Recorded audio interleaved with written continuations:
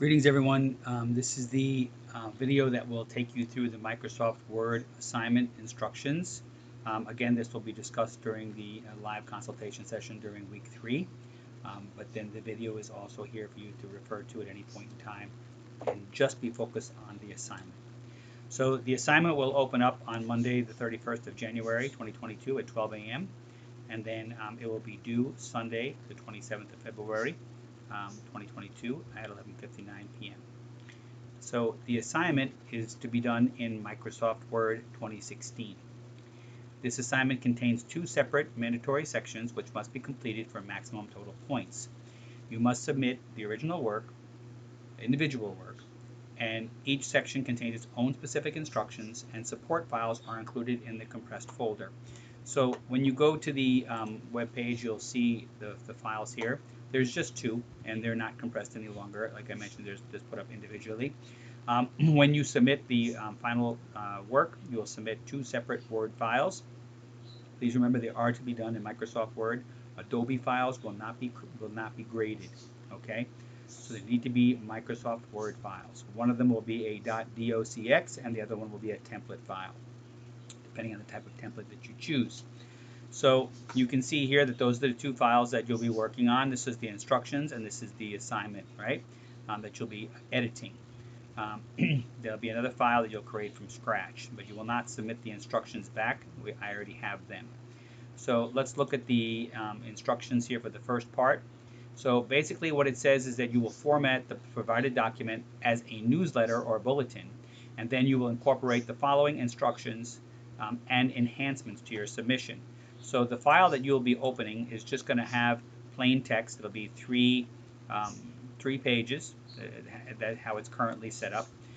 When you finish your assignment, you will have a different number of pages probably for each person based upon the size font that you use and the various changes that you make in the size pictures and so forth that you input. So I try to be as specific possible, but you're going to have a little bit of variation from assignment to assignment.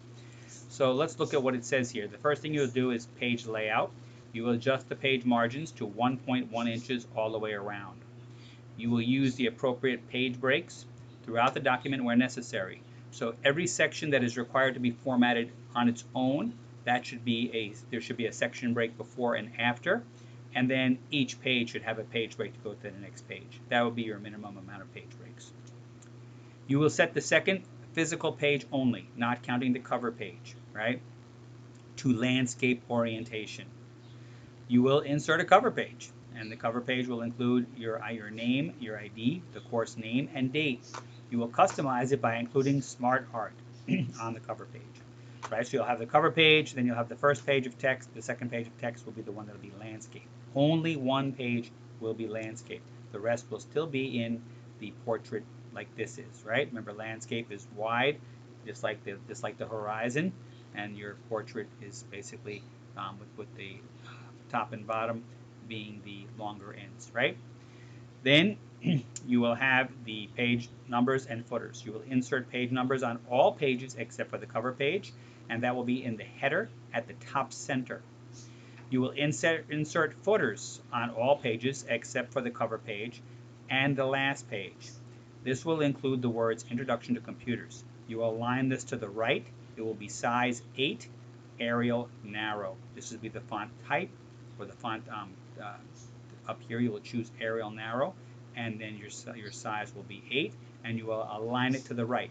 Remember, footers should be in the footer section and headers should be in the header section, not in the regular document. Then you will insert a table. Add a table that has 3 columns and 7 rows. Be careful. Remember that columns go up and down and rows go left to right, right? You will insert the names of the 6 districts and as it was in 2010.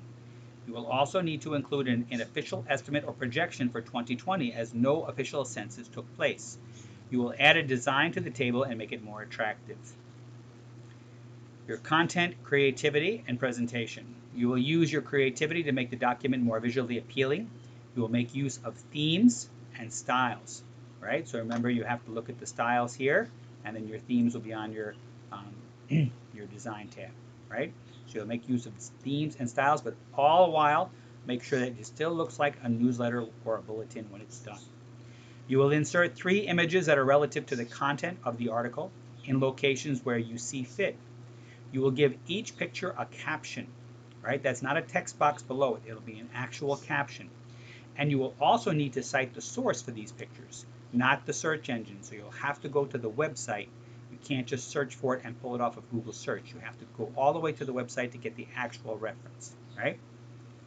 So if you notice, you will have a reference. You're going to be using a reference for your population numbers, and you're going to have your reference for your 3 pictures. You will also add hyperlinks to those same images.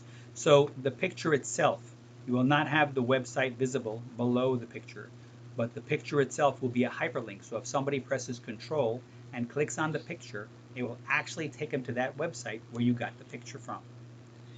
These links should be to the actual website again, not the search engine. If they take me to Google, then that will be an error. You will lose points, right? And the link should not be visible as text.